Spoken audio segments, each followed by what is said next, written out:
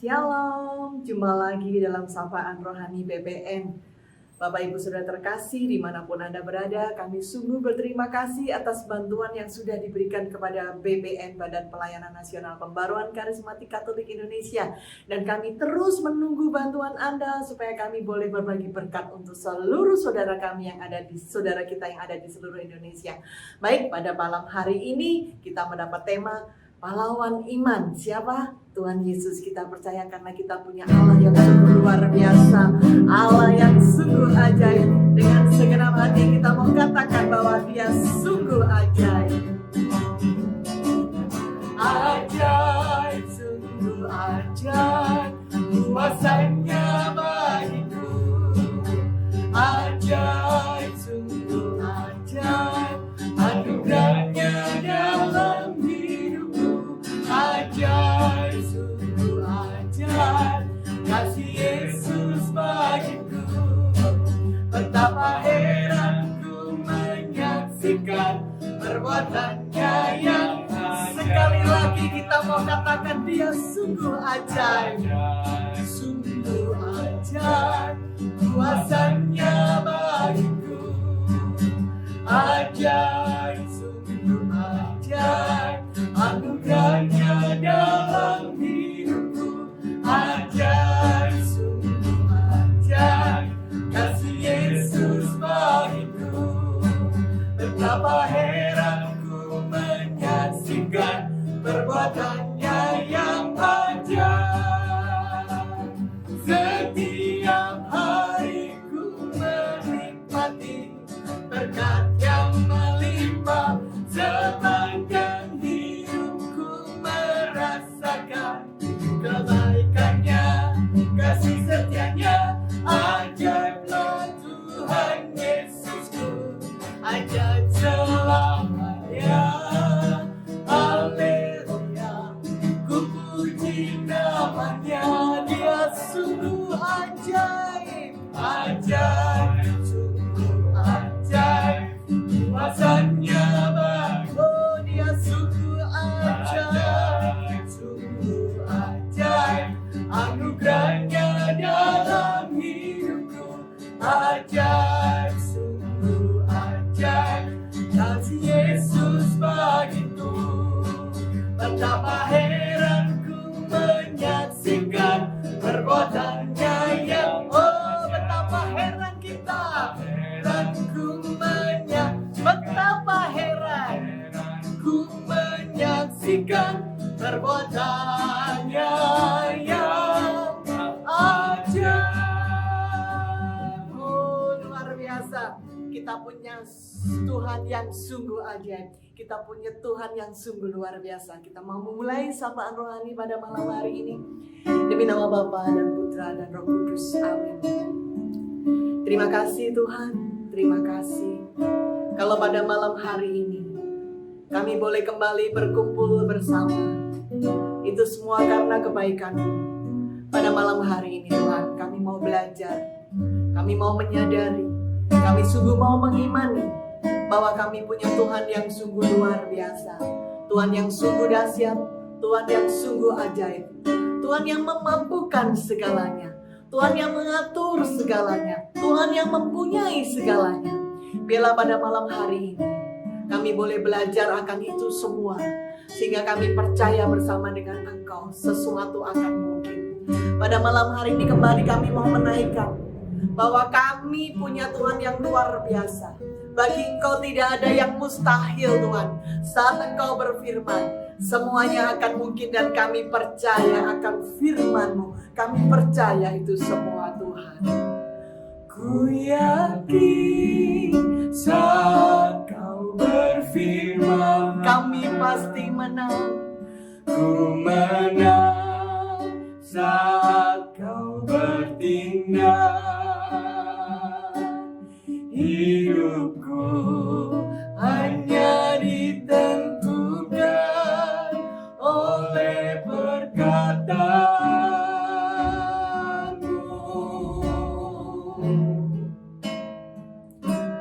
Ku aman karena Kau menjaga.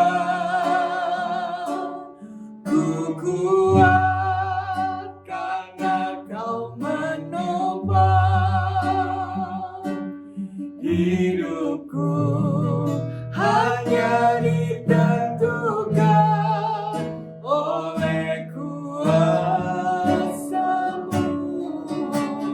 Benar bagi Engkau tidak ada yang mustahil, bagi Tuhan tak ada yang mustahil, bagi Tuhan tak ada yang tak mungkin. Mujizatnya disediakan bagiku, ku diangkat dan dipulih. Benar Tuhan, bersama Engkau tidak ada yang mustahil, tak ada yang mustahil, bagi Tuhan tak ada yang tak mungkin. Mujizatnya disediakan bagiku, ku diangkat dan dipulih. Benar Tuhan, kami mau tinggikan karena itu sebab Engkau Allah kami yang besar. Perbuatan-Mu ajaib, tiada seperti Engkau. Kami percaya tiada Tuhan seperti Engkau. Engkau sebab Kau besar, perbuatan-Mu ajaib, tiada seperti Engkau. Tiada seperti Engkau. Benar Tuhan, kami percaya sebab Engkau besar. Sebab Kau besar, perbuatan-Mu ajaib, tiada seperti Engkau. Tiada Allah seperti Engkau, seperti Engkau. Sebab Kau besar, perbuatan-Mu ajaib, tiada seperti Engkau. Tiada seperti Engkau, tiada seperti Engkau. Seperti Engkau, benar tiada Tuhan seperti Engkau. Seperti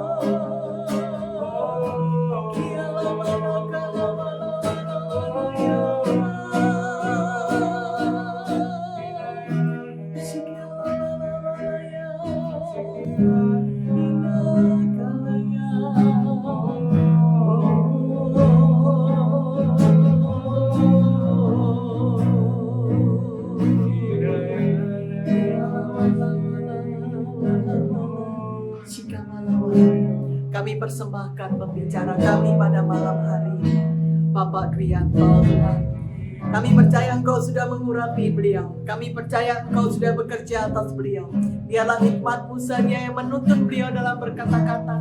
Biarlah Engkau sendiri yang bekerja luar biasa atas beliau. Kami persembahkan acara ini sepenuhnya dalam tangan-Mu. Kami persembahkan setiap yang menonton acara ini dalam kuasa-Mu. Terima kasih Tuhan, beracaralah, ini waktu.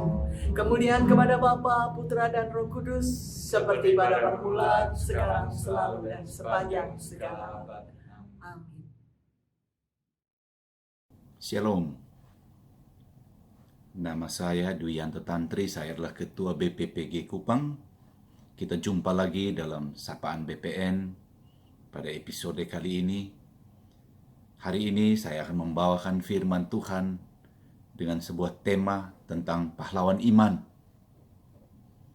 Saudaraku yang terkasih, dimanapun Anda berada, jika kita bicara tentang pahlawan, akan ada dua hal penting yang harus ada dalam diri seseorang, sehingga kenapa ia disebut pahlawan. Hal yang pertama itu tentang keberanian, dan hal yang kedua tentang pengorbanan. Dan karena ada dua hal yang luar biasa inilah, maka hidup orang-orang itu kemudian memberi pengaruh atau dampak yang luar biasa kepada kehidupan banyak orang lain, dan karena itu nama mereka tercatat dalam sejarah dan mengubah kehidupan banyak orang lain. Tidak setiap orang bisa menjadi pahlawan dunia, tetapi setiap Anda dan saya bisa menjadi pahlawan di tangan Tuhan, yaitu orang-orang biasa yang memberikan hidupnya kepada Tuhan untuk diubahkan oleh Tuhan dan untuk diperlengkapi untuk melakukan pekerjaan-pekerjaan besar untuk kemuliaan bagi nama Tuhan. Dan orang-orang itu termasuk Anda dan termasuk saya. Saya akan ceritakan pada Anda sebuah kisah tentang kepahlawanan yang sejati. Sebelum Perang Dunia Kedua, di Amerika Serikat ada sebuah kota yang bernama Chicago. Dan pada masa itu, para mafia sangat berkuasa, dan Anda kenal ada satu nama yang terkenal pada waktu itu, namanya Al Capone, kepala mafia di Chicago yang tidak tersentuh hukum sama sekali. Kenapa dia tidak tersentuh hukum?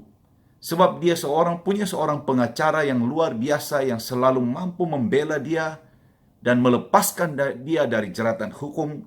Nama pengacara itu Easy Eddie. Easy Eddie ini begitu hebat dalam membela Al Capone dan anggota-anggota mafia sehingga mereka tidak tersentuh hukum sedikit pun dan tidak pernah dihukum.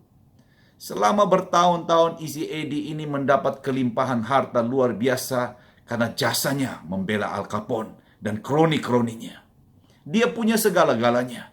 Dia punya rumah yang mewah, dia punya segala macam fasilitas, mobil yang mewah dan segala macam. Dan dia punya seorang anak laki-laki. Secara dunia, dia tidak kekurangan satu apapun. Tapi pada puncak dari popularitasnya, Easy Eddie melihat kepada anak laki-lakinya dan dia berkata, "Saya bisa mewariskan segala harta dunia buat anak saya. Tetapi ada satu hal yang saya belum mampu untuk wariskan kepada dia, yaitu tentang nama baik dan keteladanan sebagai seorang ayah." Hal ini terus mengganggu pikiran Easy Eddie. Kemudian satu saat dia mengambil sebuah keputusan yang sangat penting sekali. Dia berkata, "Saya tidak bisa hidup seperti ini terus. Saya tahu hidup saya singkat. Karena itu saya harus pastikan saya harus punya sesuatu yang bisa saya wariskan kepada anak saya, yaitu tentang nama baik dan keteladanan." Singkat cerita, kemudian Easy Eddie pengacara ini memilih untuk datang kepada kejaksaan di Amerika pada waktu itu dan berkata, "Saya mau bersaksi melawan Al Capone tentang segala kejahatan yang telah mereka lakukan." Semua orang sangat kaget sekali. Sebab pada masa itu siapa saja yang berani melawan Al Capone, dia pasti mati. Tapi Easy Eddie telah siap dengan resiko itu. Maka terjadilah dia bersaksi dan Al Capone dan pengikut-pengikutnya masuk penjara. Tapi karena langkahnya yang luar biasa ini, tidak perlu lama-lama. Suatu waktu, pada waktu dia sedang mengendarai kendaraan di jalan, datanglah dua mobil, menghentikan kendaraannya, kemudian turunlah orang-orang bersenjata, dan 27 peluru ditembakkan kepada tubuh Isi Edi. Dia mati pada saat itu. Cerita ini berlanjut beberapa tahun kemudian. Pada waktu Perang Dunia Kedua terjadi, ada satu armada Amerika dipimpin oleh kapal induk Lexington ada di Lautan Pasifik. Mereka sedang berperang melawan armada Jepang. Pada waktu itu diceritakan ada satu skuadron pesawat tempur Amerika yang terbang lepas landas dari kapal induk Lexington menuju ke wilayah Jepang. Pada waktu mereka terbang, salah satu pesawat dalam skuadron itu yang dipiloti oleh seorang pilot yang bernama O'Hara. Ternyata dia melihat bahwa minyak yang ada di pesawatnya itu tidak diisi penuh. Maka kemudian dia berkata kepada komandan di pangkalan di kapal induk, saya harus kembali sebab jika saya teruskan perjalanan ini saya tidak mungkin kembali ke kapal. Kemudian atas izin komandannya dia kembali. Pada waktu O'Hara ini kembali meninggalkan teman-temannya yang sedang pergi berperang di skuadron itu, dia melihat ada satu skuadron pesawat tempur Jepang datang dari wilayah yang lain menuju ke arah kapal induk yang sudah tidak terlindungi lagi karena telah ditinggalkan oleh semua pesawat tempurnya untuk pergi berperang. O'Hara bisa memilih untuk melarikan diri karena dia melihat ada hampir 10 pesawat Jepang dan dia sendirian saja. Dia bisa memilih untuk melarikan diri. Tapi dia teringat bahwa di atas kapal induknya itu ada ribuan temannya, ada ribuan sahabat-sahabatnya yang bisa menjadi korban kalau dia membiarkan armada pesawat tempur Jepang ini sampai ke kapal induk mereka. Kemudian O'Hara ini dengan begitu berani datang menghadapi seluruh pesawat Jepang yang datang itu. Kemudian dia seperti orang yang gila dengan nekat sekali. Kemudian dia bermanuver dan dia mampu menembak jatuh 5 pesawat Jepang. Dan semua yang terjadi ini bisa disaksikan oleh seluruh awak yang ada di atas kapal induk itu. Setelah dia menembak jatuh 5 pesawat Jepang, dia kehabisan peluru. Tapi dia tidak berhenti sampai di situ. Tanpa peluru, dia melakukan manuver yang luar biasa dengan pesawatnya untuk menghantam ekor sayap dari pesawat Jepang. Akhirnya 2 lagi pesawat Jepang jatuh. Sisa pesawat Jepang itu karena takut melihat ada pilot yang gila seperti ini, kemudian berbalik dan kembali ke pangkalan mereka. Maka selamatlah kapal induk Amerika itu. Pada waktu O'Hara ini mendarat di kapal induk itu, pesawatnya sudah compang-camping, tidak berbentuk. Tapi dia disambut sebagai pahlawan oleh teman-teman yang ada di kapal induk itu. Cerita ini begitu menarik karena ternyata keberanian O'Hara ini terjadi sebab dia adalah putra dari Isi Edi dalam cerita saya yang pertama, yang mengorbankan hidupnya untuk kebenaran, untuk mewariskan sesuatu nama baik dan keteladanan kepada anaknya. Dan O'Hara ini melihat semua apa yang telah dilakukan oleh ayahnya Isi Edi tentang pengorbanannya. Itulah pahlawan. Saudaraku yang terkasih di dalam Tuhan, Anda dan saya hidup di bumi ini singkat. Cerita tadi itu menggambarkan bahwa mereka berani mengambil risiko untuk meninggalkan sebuah warisan yang abadi, yang kekal, yaitu sebuah kehidupan yang berpengaruh, yang mengubahkan hidup orang lain. Bagaimana dengan hidup Anda dan saya? Tuhan ingin kita menjalani hidup yang mempengaruhi orang lain. Tidak sekedar hidup saja, tapi hidup yang mempengaruhi orang lain. Dalam Matius bab 5 ayat 14, Tuhan katakan, kamu adalah terang dunia. Kota yang terletak di atas bukit tidak mungkin tersembunyi. Setiap Anda dan saya harus ingat Tuhan menciptakan kita. Dia ingin kita memiliki pengaruh di dalam hidup yang singkat ini. Yesus dalam masa hidup di bumi ini hanya kira-kira 3 tahun. Tetapi dalam 3 tahun pelayanannya itu, pengaruh yang Tuhan Yesus berikan bertahan sampai ribuan tahun, sampai hari ini, sampai generasi Anda dan saya. Saudaraku yang terkasih dalam Tuhan, ini sangat penting sekali bagi Anda dan saya pada hari-hari ini. Kita mengevaluasi kembali hidup kita. Kita harus ingat Tuhan telah memilih kita untuk menjadi pahlawan-pahlawan di tangannya. Kita harus memilih untuk mengambil resiko itu. Saya teringat papa saya. Pada waktu kami kecil, kami bukan orang dari keluarga yang berada. Kami sangat sederhana. Saya lihat papa dan mama berjuang luar biasa. Di rumah kami, dalam segala kesederhanaan itu, papa dan mama menampung begitu banyak orang. Saya melihat pada waktu kami masih kecil, ada orang buta, ada orang lumpuh, ada orang susah. Sehingga ada begitu banyak orang yang harus dikasih makan di rumah kami. Tapi walaupun keadaan kami tidak punya banyak uang, tapi Tuhan pelihara luar biasa. Tidak pernah kami kekurangan satu apapun. Ada saudara-saudara yang lain melihat apa yang terjadi dengan apa yang dilakukan oleh papa dan mama saya. Mereka berkata, rumah ini lebih baik jadi dinas sosial saja. Sebab cara hidup seperti ini tidak akan pernah bisa kaya. Tetapi saya melihat tentang bagaimana hati dari orang tua kami ini. Mereka ingin mau tunjukkan sesuatu kepada kami anak-anaknya, yaitu tentang kebaikan. Dan kebaikan tidak bicara tentang kelimpahan yang kita harus punya. Tapi kebaikan adalah sesuatu apapun yang kita miliki pada saat ini. Dan itu kita berikan pada orang lain. Walaupun itu menuntut pengorbanan ada di sana.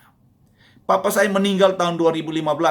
Pada waktu dia meninggal, tidak pernah terjadi di daerah kami orang yang datang melayat begitu banyak. Ada ribuan orang datang melayat papa saya.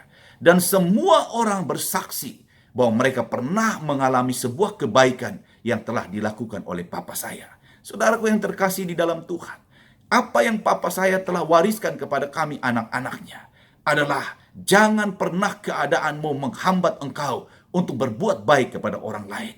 Seperti cerita tadi, isi Edi dan O'Hara, seorang ayah mewariskan sebuah warisan yang baik kepada anak-anaknya. Itu juga yang papa saya wariskan buat kami, yaitu nama baik lebih berharga daripada kekayaan besar. Pada hari-hari ini, biar kita evaluasi kembali hidup kita. Apa yang sudah kita lakukan? Apa yang sudah kita berikan kepada Tuhan untuk mempermuliakan namanya? Ingat baik-baik, Tuhan memilih Anda dan saya untuk menjadi pahlawan-pahlawan di tangannya. Tuhan memperlengkapi kita. Tuhan membentuk kita. Tapi keputusan ada di tangan kita. Apakah kita mau pergi keluar dari kenyamanan kita, mengambil resiko. Di luar sana ada banyak orang yang bisa kita pengaruhi. Lakukan sesuatu untuk kebaikan orang lain. Jangan diam saja. Firman Tuhan berkata, ada waktu di mana hari siang kita bisa bekerja, tapi akan datang malam di mana tidak ada seorang pun bisa bekerja lagi. Saudaraku yang terkasih dalam Tuhan, bertahun-tahun sebelum masa pandemi ini, Tuhan memberi kita kesempatan untuk melayani Tuhan, untuk mencari orang lain, untuk berbuat baik kepada mereka. Tapi pada hari-hari itu, ada banyak orang berkata mereka sibuk dan tidak punya waktu. Hari-hari ini, setelah pandemi ini datang, tiba-tiba orang tersadar dan berkata, kami mau ikut pelayanan. Kami mau lakukan sesuatu untuk kemuliaan nama Tuhan. Pada waktu ini, pada waktu mereka tersadar, protokol kesehatan telah membuat orang tidak punya kesempatan itu. Saudaraku yang terkasih di dalam Tuhan, jangan biarkan waktu ini berlalu tanpa kita memberi pengaruh yang baik kepada orang lain. Lakukan kebaikan-kebaikan kecil bagi orang lain. Sebab firman Tuhan berkata, jika kita lakukan sesuatu bagi orang yang tidak mampu membalas kita, kita telah melakukannya untuk Tuhan. Dan Tuhan tidak pernah berhutang kepada siapapun. Saya terlalu percaya akan firman Tuhan dalam Matius 6 ayat 33. Dia berkata, tetapi carilah dahulu kerajaan Allah dan kebenarannya, maka semuanya akan ditambahkan kepadamu.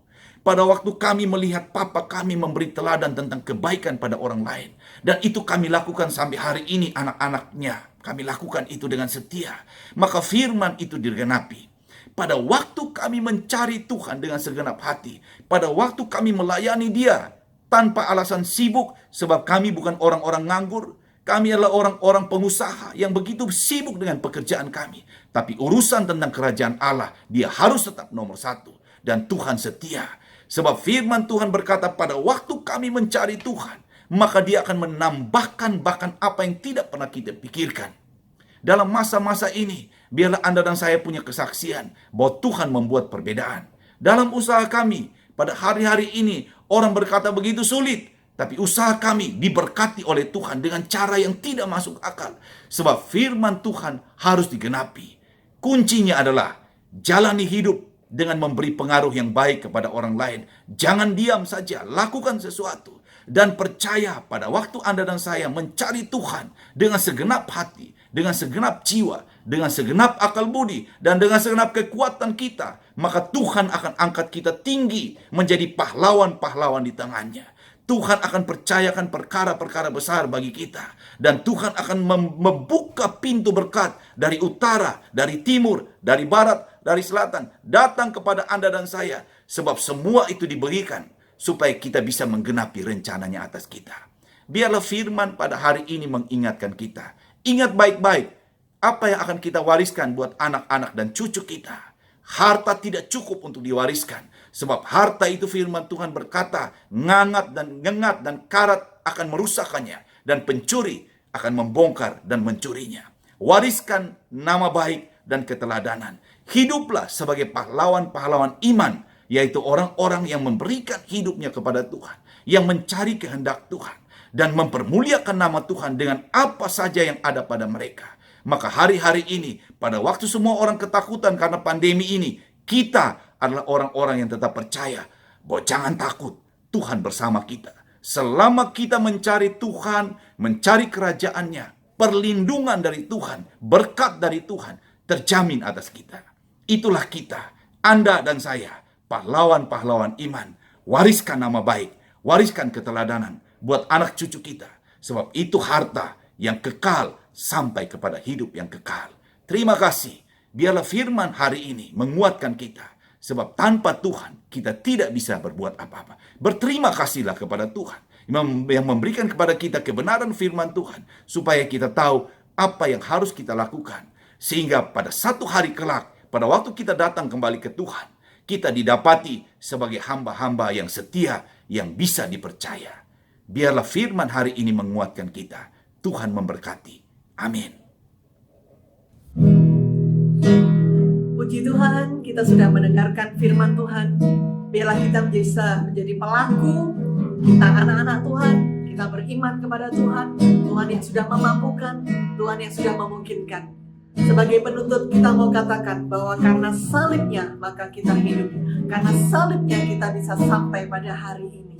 Dengan sepenuh hati kita mau katakan,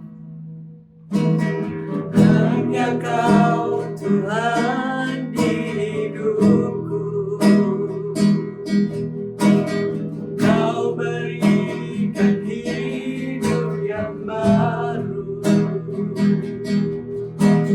Darah-Mu menyucikan, pulihkan hatiku. Ku nyatakan Kaulah segalanya. Benar, Engkaulah sumber kekuatan, Engkaulah sumber pengharapan. Darah-Mu sanggup menyembuhkan. Jiwaku pun berserah hanya kepadamu. Yesus, Kaulah segalanya. Karena salib-Mu Tuhan kami menang. Karena salib-Mu ku hidup. Karena salib-Mu ku menang. Engkau yang berkuasa, sanggup untuk melakukan mujizat-Mu. Karena salib-Mu kami hidup Tuhan. Karena salib-Mu kami menang. Karena salib-Mu ku menang. Engkau yang berkuasa, sanggup untuk melakukan mujizat-Mu di hidupku. Untuk melakukan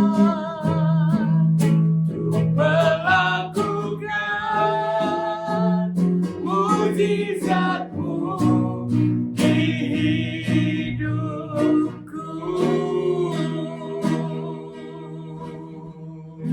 Terima kasih, ikuti terus Sapaan Rohani setiap Kamis dan Sabtu pukul 21 waktu Indonesia bagian Barat. Tuhan Yesus memberkati. Sampai jumpa.